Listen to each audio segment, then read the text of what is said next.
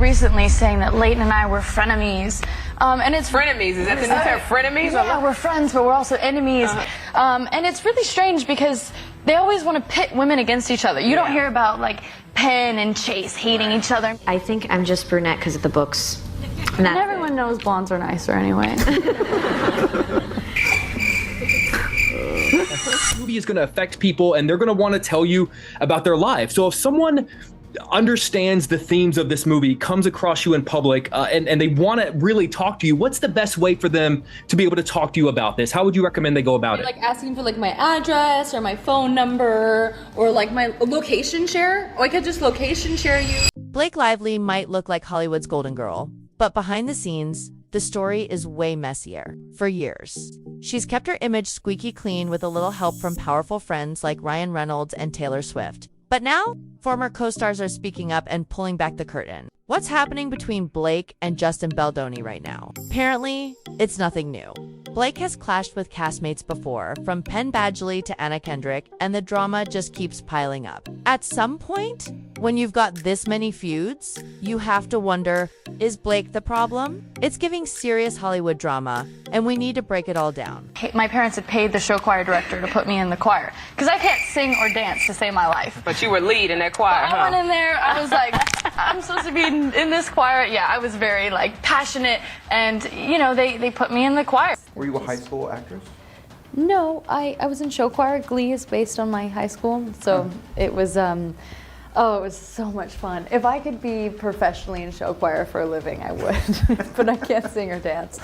And so how do you end up in show choir if you can't sing or because dance? I was really excited to be there, and I just I had a very big performance face, so they put me in the front row a lot because there were amazing singers and dancers that were just kind of saying the words, but I would be like. Blake Lively might have the reputation of being Hollywood's perfect wife, devoted mama for, and everyone's favorite bestie, but not everyone is buying it. According to several people who've worked with her, the behind-the-scenes stories tell a very different tale. Some claim Blake has a history of stepping on co-stars, stealing the spotlight, and even sabotaging projects to make sure she stays the center of attention. Congrats on your little bump.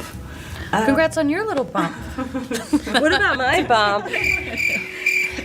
Let's start with Penn Badgley, Blake's co-star on Gossip Girl. People have called Blake petty before, but what reportedly went down between her and Penn was next level. Imagine landing your dream role, showing up on set excited, only to find everyone treating you like an outsider. According to insiders, this happened to Penn because Blake had already set the tone behind the scenes, allegedly spreading rumors that made the rest of the cast keep their distance. It reportedly took a full week before the cast realized Penn wasn't the person Blake made him out to be. But the damage was done. And some fans believe Blake didn't stop there. After she married Ryan Reynolds and her Hollywood powers skyrocketed, producers and media seemed eager to stay on her good side. Meanwhile, Penn's career cooled off, leading some to speculate he'd been unofficially blacklisted, at least until his big comeback with You. That sound familiar?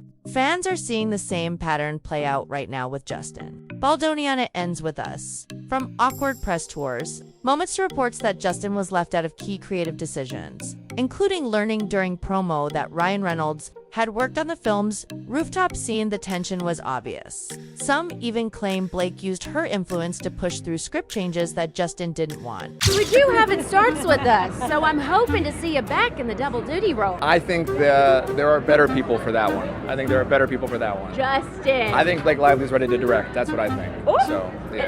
Justin said he doesn't know if he'd be game to direct the next one, but perhaps Blake would. Is that something that you would entertain? Oh, absolutely. I think that whoever decides to take charge of the next one would do it justice. But, you know, it's a lot of people to get the same schedules together again, so we'll see. Oh, absolutely. She's so capable of that. She is a powerhouse. She could do literally anything. Things reportedly got so tense that during the It Ends With Us premiere, Justin and his team were literally pushed to the sidelines. Some even claimed they were sent to the basement while Blake dominated the spotlight, like she was the only one involved in the movie. And let's talk about Penn Badgley again after all that drama on Gossip Girl. Fans were shocked when he and Blake actually started dating. They were together for about 2 or 3 years while filming, until Blake suddenly ended things and later got together with Reynolds. Now, with those alleged flirty texts between Blake and Justin making the rounds, a lot of people are speculating that Blake might have caught feelings for him and got upset when he didn't feel the same way.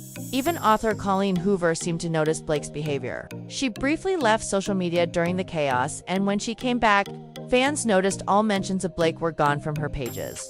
No tags, no quotes, nothing. Many think it was Colleen's subtle way of distancing herself after Blake allegedly turned the story, which deals with very heavy topics like SA and DV, into something that revolved around her image instead of the message. And Blake's reputation for clashing with co-stars doesn't stop there. Gossip Girl's executive producer Joshua Safran once admitted that Blake and Leighton Meester, who played best friends, Serena and Blair, weren't actually close off-screen.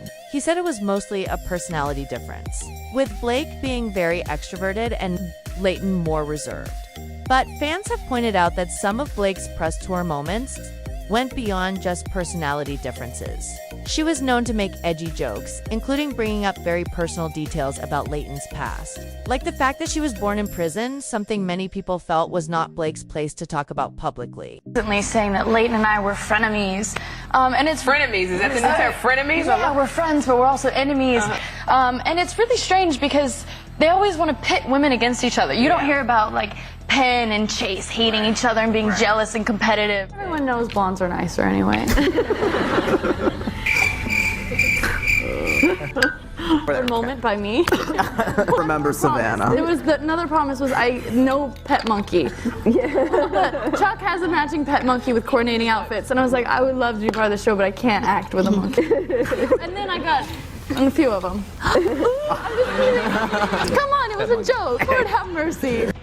Your wardrobe? That is important. Very good. It's very important. This is wardrobe. This is wardrobe. This was on the return rack. I think it was hers. So I had to go and like slip them cash to wear it. Whether it's her inability to read the room or just that mean girl energy we mentioned earlier, Blake's behavior reportedly didn't sit well with a lot of people. Behind the scenes of Gossip Girl, things allegedly got so tense between Blake and Leighton Meester that cast members felt like they had to pick sides. And it didn't stay behind closed doors. Fans started noticing the awkwardness during press runs and interviews. Several co-stars have described Blake as a bit of a diva who likes to have things her way, no matter what. Even Armie Hammer, who had a short run on Gossip Girl, hinted during an interview with Andy Cohen that working with Blake was challenging.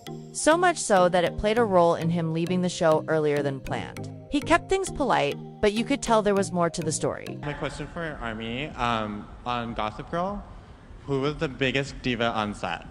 Biggest diva on set of Gossip Girl. You can say it because it's so far away from where you are now.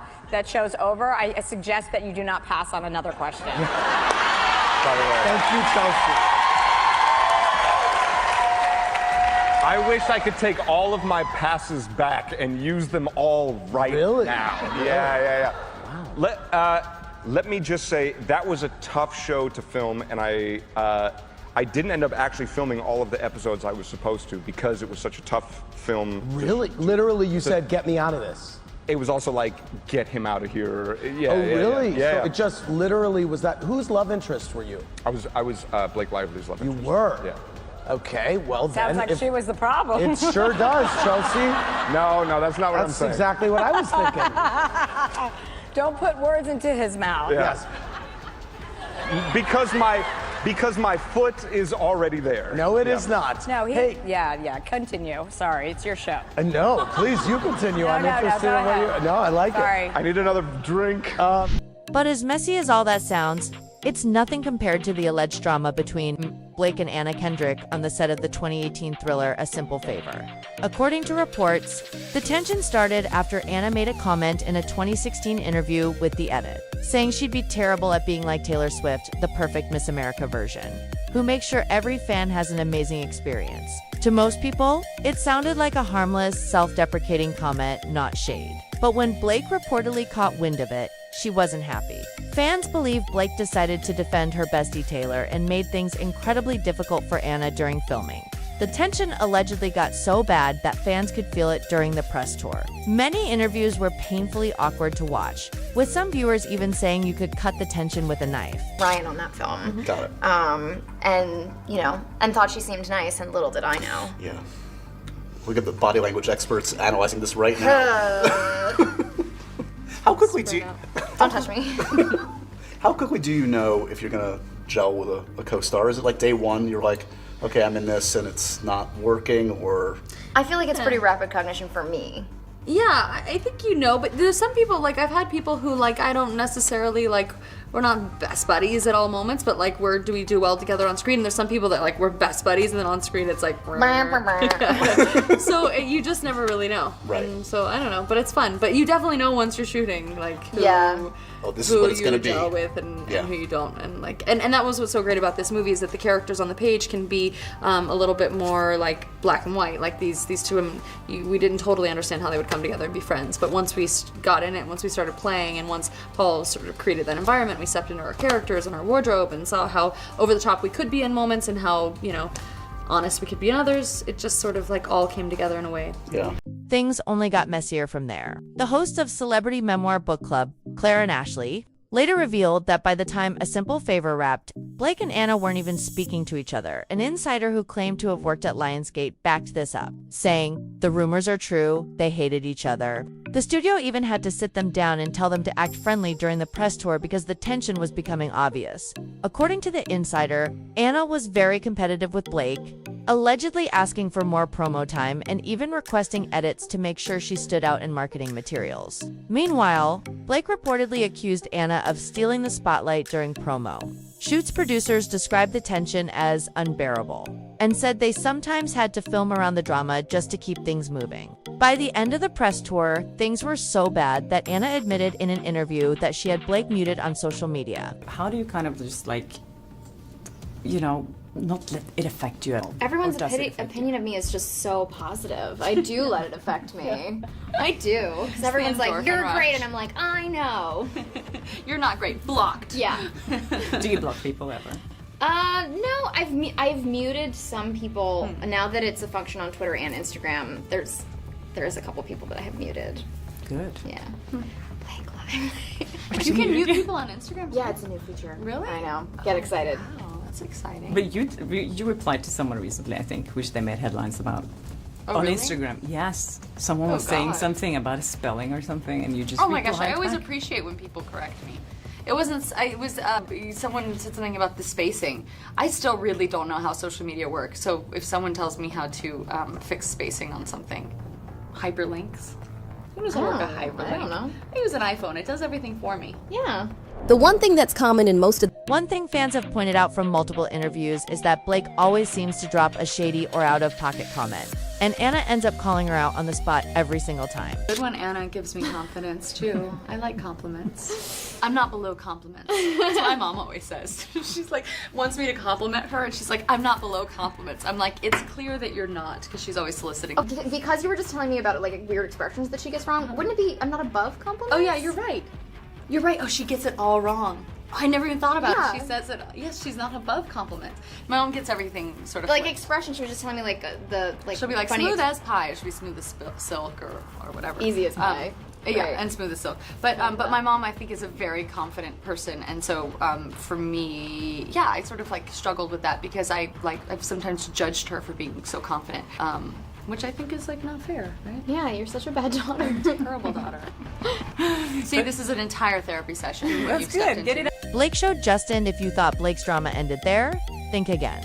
When the director announced a sequel to A Simple Favor, both Anna and Blake agreed to return, but things quickly went off the rails. Despite being the lead, Blake reportedly refused to do any promo for the film. Without promotion, the project risked flopping, and Amazon ended up shelving the movie indefinitely, even though test screenings were reportedly glowing. Eventually, Blake agreed to promote the sequel this year, but only after fans started calling her out for being the villain on every set she works on. By then, though, the damage had been done. The bad press kept building. Co-stars were frustrated, and yet somehow Blake always manages to land back on her feet. But now, with everything coming out since her legal battle with Justin Baldoni began, fans are asking whether Blake's Golden Girl image is finally cracking for good. So what do you think? Is Blake really as shady as her critics say? Or is this all just part of a bigger smear campaign? Drop your thoughts in the comments. And then check out this next video where we break down exactly how Justin Baldoni's legal team is firing back.